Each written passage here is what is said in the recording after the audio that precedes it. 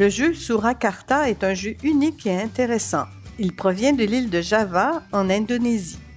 Surakarta est d'ailleurs le nom d'une ancienne ville de cette île. Autrefois, la planche de jeu était dessinée dans le sable et on jouait avec des cailloux et des coquillages. Le but du jeu est de déplacer ses pièces pour capturer les pièces de son adversaire. Ce jeu s'adresse tout particulièrement à des jeunes âgés entre 10 et 12 ans, bien qu'il peut aussi intéresser des plus jeunes et des adultes. Le jeu se joue à 2 joueurs et une partie prend environ 10 minutes. Pour jouer, nous avons besoin d'une planche de jeu qui consiste en une grille de 6 lignes par 6 lignes avec des tracés circulaires concentriques à chaque coin. Chaque joueur a 12 jetons et les jetons de chaque joueur sont d'une couleur différente. Au départ, les 12 jetons sont placés sur les intersections les plus près de chaque joueur.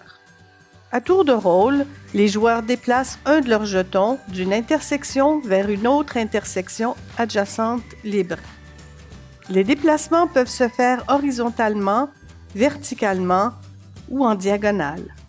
Les pièces ne peuvent sauter une par-dessus l'autre et seule une pièce peut occuper une intersection. Une pièce peut capturer une pièce ennemie en glissant le long d'une ligne circulaire, puis le long d'une ligne droite jusqu'à ce qu'elle arrive à une pièce de son adversaire. La pièce capturée est alors retirée de la planche de jeu. Contrairement aux déplacements habituels dans d'autres jeux, qui sont seulement possibles vers une case adjacente, ici, un jeton se déplaçant pour capturer peut se déplacer d'un nombre de cases illimité tant qu'il respecte le tracé et qu'il n'est pas bloqué. Un déplacement pour une capture peut se faire sur plus d'un tracé circulaire, mais il en faut au moins un. Si une de nos pièces se trouve sur le tracé, on ne peut pas sauter par-dessus pour capturer la pièce de notre adversaire.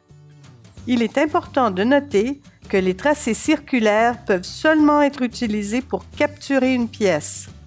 On ne peut pas utiliser ces placés uniquement pour se déplacer. Le gagnant est celui qui réussit à capturer toutes les pièces de son adversaire.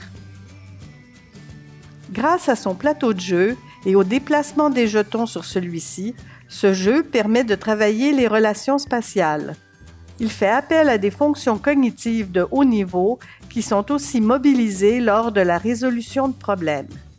Ainsi, durant la partie, le joueur doit anticiper les prochains déplacements qu'il pourrait faire. Cela fait appel à ses habiletés de planification. Le joueur doit aussi anticiper les déplacements que son adversaire pourrait faire. Ces habiletés de planification et d'anticipation sont aussi mises en œuvre lors de la résolution de problèmes mathématiques. Pendant le jeu, que ce soit lorsque 2 élèves jouent ou qu'un adulte joue avec un élève, l'adulte peut poser des questions aux joueurs pour enrichir leurs apprentissages. Pourquoi as-tu choisi de déplacer ce jeton? Aurais-tu pu en déplacer un autre? Lequel? Pourquoi? Qu'est-ce que ton adversaire aurait pu faire? Cette dernière question amène l'élève à se décentrer de sa partie et à prendre la perspective de l'autre. Ceci amènera l'élève à mieux anticiper les déplacements possibles de son adversaire.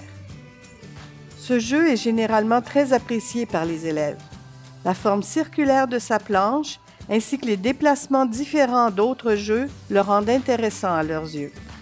Le plaisir à participer à celui-ci a d'ailleurs le potentiel d'augmenter la motivation et de ce fait, de favoriser l'apprentissage.